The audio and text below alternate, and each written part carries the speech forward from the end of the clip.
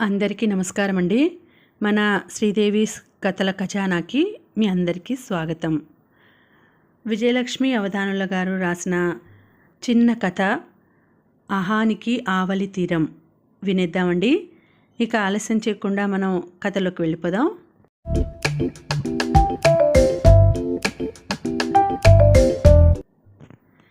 మీ బాల్కనీలో కాసేపు కూర్చోనా తల్లి? తలుపు తీయగానే మాస్టార్ అడిగిన మొదటి ప్రశ్న అది. ఏదో జరిగింది, లేకపోతే మాస్టార్ ఇలా తలుపు కొట్టి అడగరు. రండి మాస్టారు అన్నాను పక్కకి తిరిగి దారిస్తూ. ఆయన మొహం వైపు చూశాను. ఎంతో అలసిపోయినట్లు వడలిపోయి ఉంది. ఆ బడలిక 70 ఏళ్ల వృద్ధాప్యం వల్ల వచ్చింది కాదని నాకు తెలుసు. ఏం జరిగింది మాస్టారు? కొంగు నిండా కప్పుకొని ఆయన వెనకే నడుస్తూ అడిగాను.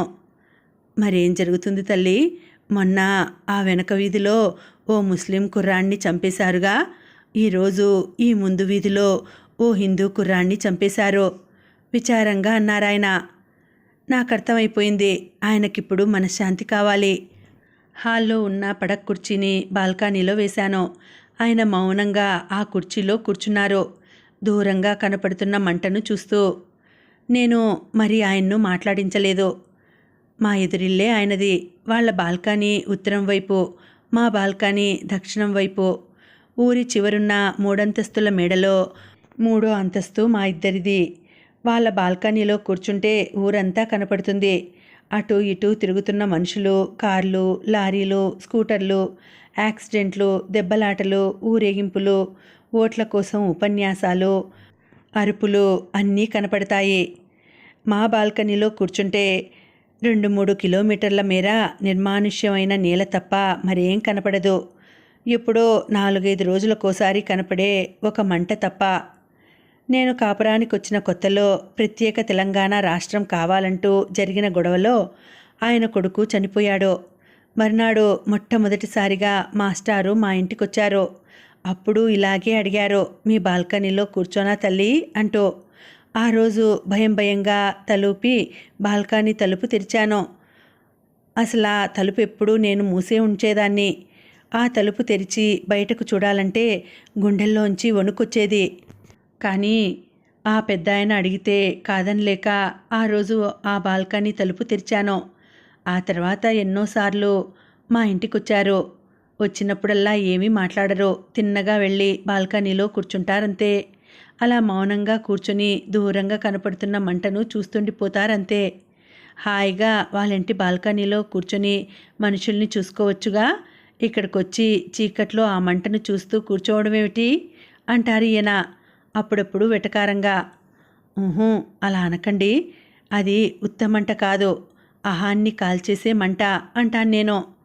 వాళ్ళ కొడుకు పోయాక చాలాసార్లే వచ్చారాయన. ఎలక్షన్లలో 2 పార్టీల ముఠాలు కొట్టుకొని చాలామంది చనిపోయినప్పుడు ఊర్లో కల్లా డబ్బున్న ఓ షావుకారు కూతురు ఓ బీద గుమస్తా కొడుకుని ప్రేమిస్తే ఆ షావుకారు మనుషులు ఆ గుమస్తా కొడుకుని కారుతో గుద్దేసి చంపినప్పుడు, కాలేజీలో అల్లరి పెట్టిన రౌడీ ముక్కల మీద ప్రిన్సిపాల్కు ఫిర్యాదు చేసిందని ఒక అమ్మాయిని నడి రోడ్డు మీద అవమానం చేసినప్పుడు, అత్తగారి కుటుంబంలో బాధలు పడలేక ఒక కోడలు ఆత్మహత్య చేసుకున్నప్పుడు, తనని కాదని ఇంకొకరిని పెళ్లి చేసుకుంటోందని నడి రోడ్డు మీద ఒక యువకుడు అమ్మాయి మొహం మీద యాసిడ్ పోసినప్పుడు, ఇలా ఈ 25 ఏళ్లలో ఓ 25 సార్లైనా వచ్చుంటారు మాస్టారు మా ఇంటి బాల్కనీలో కూర్చోవడానికి. ఆయనకి వృద్ధాప్యం, నాకు నడి వయసు వచ్చేశాయి. ఇద్దరి బాల్కనీల గోడలు నల్లబడిపోయాయి. కానీ బాల్కనీల్లో కూర్చుంటే కనబడే దృశ్యాలు మారలేదు. నాకిప్పుడు ఆ బాల్కనీ అంటే భయం పోయింది. మనసు బాగోలేనప్పుడు నేను కూడా ఎప్పుడూ ఆ బాల్కనీలోనే కూర్చుంటాను. ఆ మంట చూస్తుంటే నాకిప్పుడు భయం వెయ్యదు.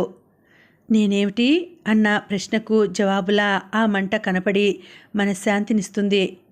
మాస్టారు బాల్కనీ కుర్చీలోంచి లేచారు. వెళ్ళొస్తాను తల్లి. ఏమిటో ఈ మనుషులు, వీళ్ళంతా రోజులో కాసేపైనా ఈ బాల్కనీలో కూర్చొని ఇలా ఆ మంట వైపు చూస్తే ఎంత బాగుంటుందో కదమ్మా. అప్పుడిక నీ మతం నా మతం, నీ వాళ్ళు నా వాళ్ళు, నీ రాష్ట్రం నా రాష్ట్రం, ఆడ మగ అన్న భేదాలన్నీ మర్చిపోతారు కదమ్మా. అప్పుడీ కొట్లాటలు, ఏడ్పులు, రక్తపాతాలు ఏవీ ఉండవు కదమ్మా అన్నారు. ఈ 25 ఆయనన్ని మాటలు మాట్లాడింది అదే మొదటిసారి. కానీ అదే చివరిసారి కూడా అని అనుకోలేదు.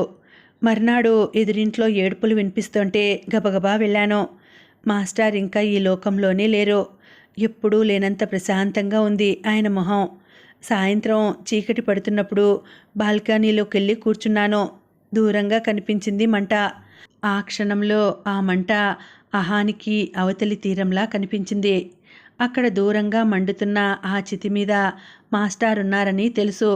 చూసావా తల్లి, జాతి, మతం, కులం, లింగం, ఆస్తిపాస్తులు అన్న భేదం తెలియని చల్లని తల్లి ఈ శ్మశానం. అందరినీ ఒక్కలాగే చూస్తుంది. నాకిప్పుడు చాలా హాయిగా ఉందమ్మా అని చితి మీద నుంచి మాస్టారు అంటున్నట్లు అనిపించింది. 2 చేతులు జోడించాను. కథ సమాప్తం. మళ్ళీ వచ్చే వీడియోలో కలుసుకుంటానండి. అంతవరకు సెలవు. నమస్తే.